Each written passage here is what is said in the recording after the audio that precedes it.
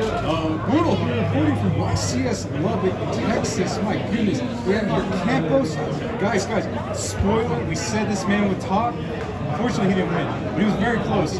What deck, man? I was playing pure Fluffals. Pure Fluffals. Yeah. Wow, you even gave everyone a heads up on this channel. Sub today, guys. All right. So, what place you get, dude? So I ended up getting 4th place, X1. X1, what deck you lose to? I ended up losing to another deck that got top 8. I can't really remember off the top of my head. I think it was just a hand trap deck or something like that. So with maybe Print Kids in there or something. Nah, just kidding. I love Booth. He beat me fair and square. Yo, shout outs before we begin. I got tons of shout-outs. Shout-outs to Team Wardle, of course. I was repping the mat all day, you know. Made some big waves today. Everyone had to beat the list, and here we are. We're about to show it off. Next up, just a quick shout-out to the car that I drove here with. The car was extremely comfortable. I got some great sleep, and yeah. Shout-outs to everyone from DFW, everyone that traveled here, and yeah, let's get into it. Alright, so we're playing 40 cards. I was playing 60. 60? You downgraded? No, you upgraded. Alright, let's see. Something like that. So, I was borrowing all those cards from that first deck profile, and I needed to like figure out how to play this deck. And I just ended up defaulting to one of my favorite decks of all time, Monarch. And we're actually playing like Monarch ratios on our cards. I know, it's the weirdest thing, but right here, the way I look at these are the babies from the Monarch deck, like Eidos, Edia, the ones that got all the big Monarchs going. So yeah, you gotta play like this many, because you know, 3 Eidos, 3 Edia, and then like a flex spot. This one's also just like everything. So yeah, explaining these things. This thing, whenever it leaves the field or the hand, it gets to search a Frightfur card from your deck. And if it attacks, you can search for another Edge and Chain. That rarely comes up, but it's there. It's pretty cool. It's a level 4. It's a dark that comes up for dark that's armored. This one is a hand trap. It lets you, during your opponent's main phase, fusion summon during their turn. This was the best hand trap, and it is actually the best card with the name Scythe currently in the game. We don't play Artifact Scythe from time. Beautiful explanation. This card. That's it. Let's go into the Fluffals next.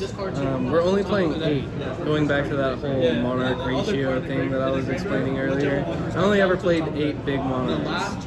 That's just how I did it, I guess. And like, you just want to guarantee that you draw one, right? Like, we don't really care which Fluffal we draw with this list, because like any one of them plus like one of the babies is like combo, as long as you have polymerization, but you have like 9 ways to get the polymerization, including with like the babies. So yeah, you're just always comboing. We're just gonna explain these little guys really quick. Penguin, he's kind of like Liquid Soldier in the Monarch, or not Monarch, the Hero archetype. You can special summon a Fluffal from your hand once per turn, 3 main phase, except for himself. So he usually brings out this guy. When you fusion with him, he lets you draw 2 cards and discard one. You get the fusion for a Frightfur monster, which just sucks, but whatever. Next up is Dolphin. This card is actually like a huge MVP in the deck. I was actually going to cut down to 1 Dolphin, but I really wanted to stick with the 8 card like thing, and I didn't want to play a second wing because like I wasn't wanting to play like grind games anymore. So like all the other Fluffal lists, they were like excelling at the grind game, but they wouldn't have any like finishing power outside of like having all of their fusions like go through. But like with this list, if they stop the fusions, you're fine. You just set up for next turn. And with how little cards you have now, the deck is super consistent. So you're always just making plays happen. So yeah, this thing's effect on the field lets you set a toy vendor from the graveyard, and then you get to ascend a Fluffal or an Edge of Sabers from your deck to the graveyard.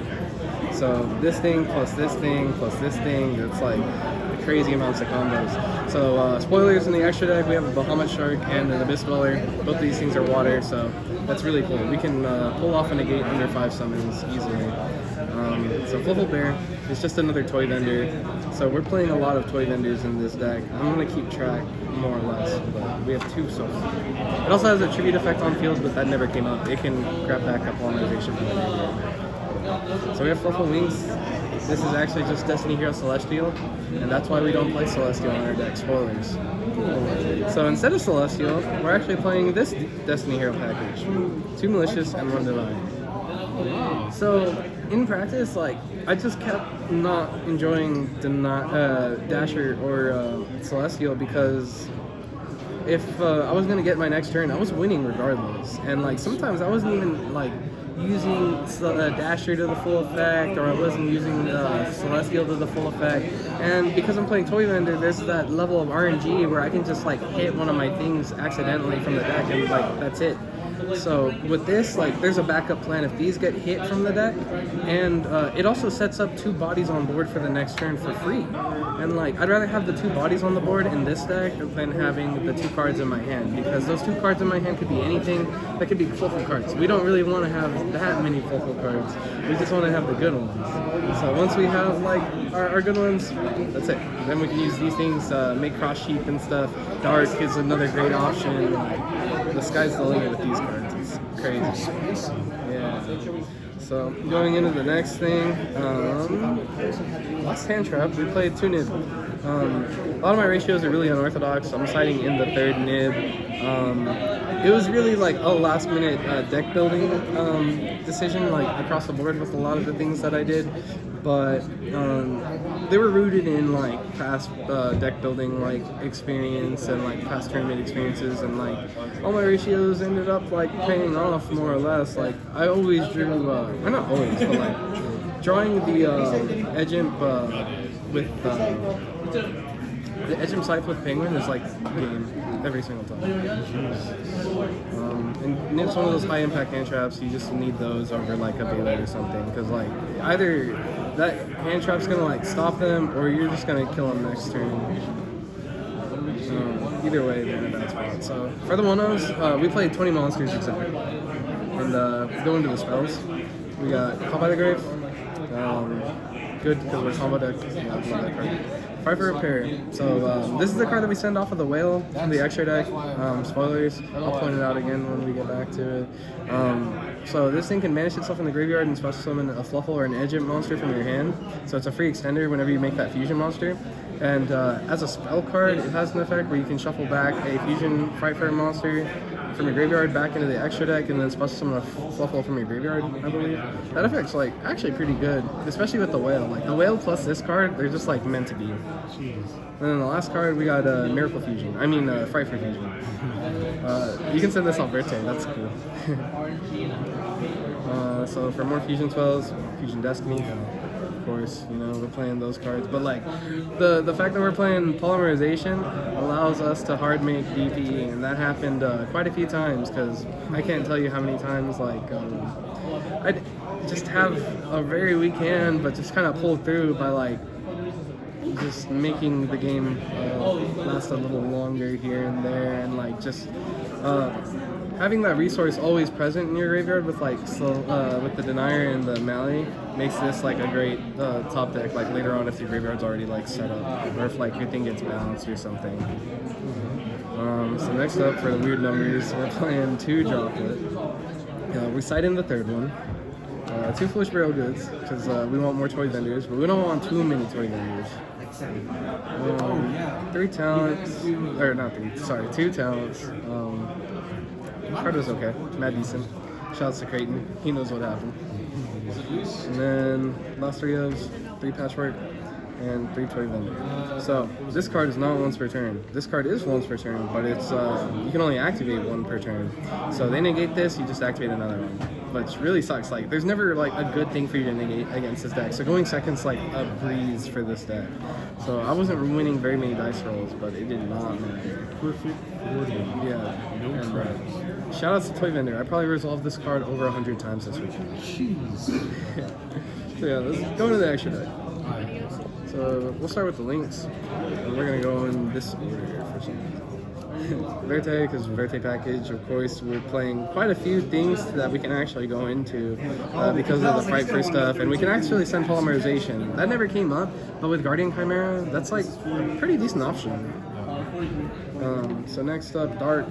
This card has so much synergy in your deck, and like just stealing a Dark Monster is always going to be good. But this can search out Scythe, and Scythe is the best hand trap in your deck, so yeah. Another MVP and honorary Fluffal, Cross Sheet.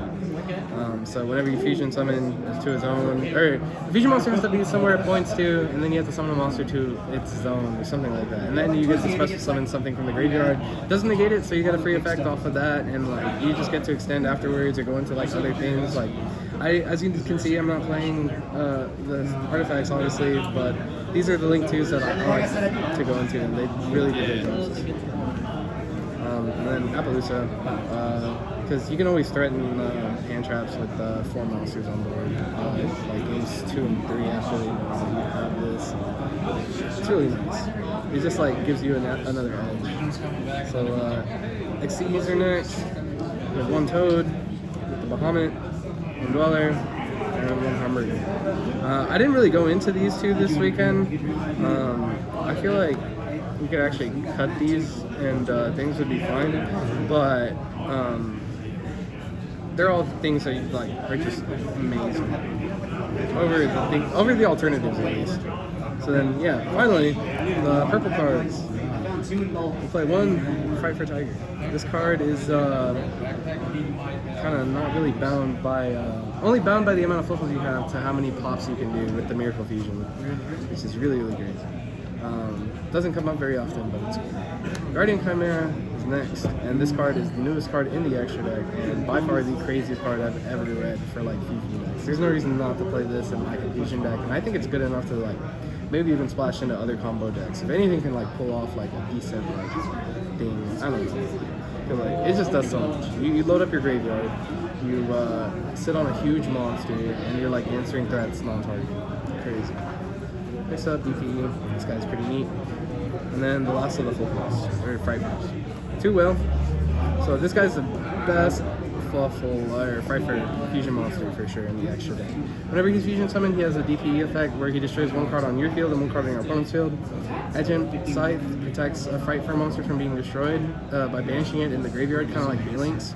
So you can protect this like that. This thing sends stuff from the main deck or the extra deck to the graveyard. So like in those grindier games, there are times where you just send Patchwork to the graveyard just so you don't draw it because you know it'll be dead because you already went through all your polys or something like that. Just like small things like that just keep the consistency of the deck at the peak. Because like if there's no reason not to activate it, you might as well like activate it, right? Anyway, next up, Sabretooth. This guy got Veilered once, and that was very unfortunate. Oh, then you had to play that.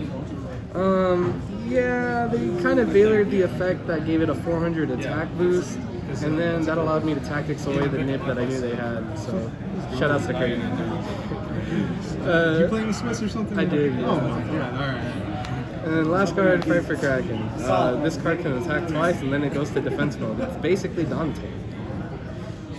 15. Let's see your broken side deck. Yeah. So, my side deck is always going to be something weird. We have a lot of 1-ofs in here. We're going to start off with Pinkertops. Of course, like, going second, great card. 1 red reboot. I just don't like dealing with trap cards like that. Feather Duster, you know. 3rd nib. Cited that in here and there. The 3rd droplet. Cited that in here and there. 2 twin. I just had a lot of back row hate, and it really ended up paying off because like there was a lot of back row here, or like mixed back row decks and stuff like that. Like Cyber Celebration was pretty big. Valencia, only 2. I really didn't even end up like using it against anything. And the ones that I wanted to see over here are the 3 Drolls and the 3.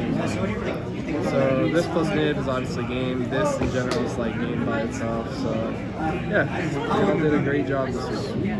Thanks again for the explanation. Congrats on getting your top 4. Yeah, man. I see some. And until next time, everyone. Thank you.